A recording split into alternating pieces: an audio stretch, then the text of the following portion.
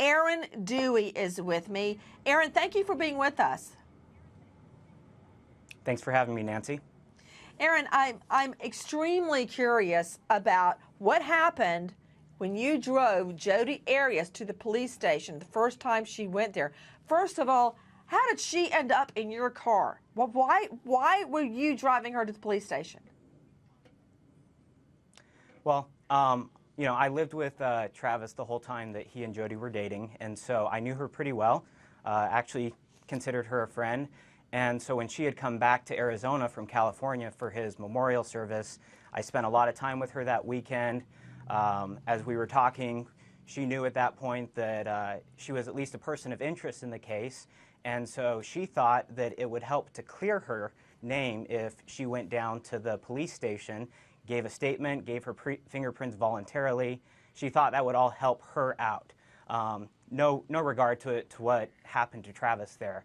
And so, being here without transportation, she asked me if I could help her out with that, and so I took her down to the police station and sat while she gave her statement. Aaron, I'm very surprised she didn't hit on you. I mean, you're a good-looking young guy. You're a good-looking young guy. Are you Mormon too? Yes, I am. Well, that seems to be her specialty. All right, let me just put that on a shelf, and I'll revisit that later. But back to the car ride to the police station. What happened? Mm-hmm.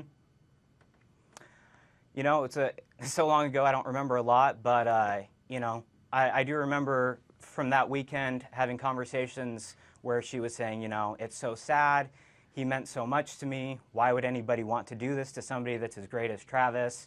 And, in the moment, that made perfect sense. There was nothing about those conversations that was in the least bit alarming to me. In hindsight, knowing what she did and how she was involved, it's absolutely sickening.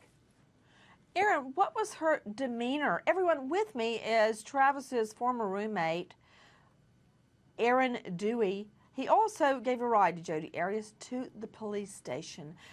What was her demeanor, and did you have any qualms about driving a murder person of interest in your car with you? At the time, I didn't believe that she was involved. I didn't think that Jodi was capable of doing something like this, and let alone to someone like Travis, who she claimed to be very much in love with.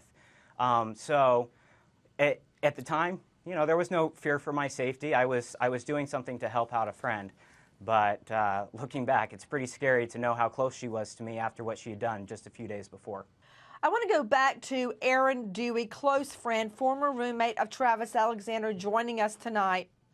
You take her to the police station. You're hearing her caught on tape as she tells the cops all this BS. And I am using your quote. You said, I took her to the police station to give her first BS, except you did not use the initials, statement to police. Now, let me ask you this. As you saw the relationship begin to degenerate, what did you observe about Arias? Nothing super out of the ordinary, when she would be there at the home, because she still frequented the house regularly even after they broke up. A little bit more distant, maybe not quite as bubbly and outgoing as she usually was, but nothing that seemed too out of the ordinary.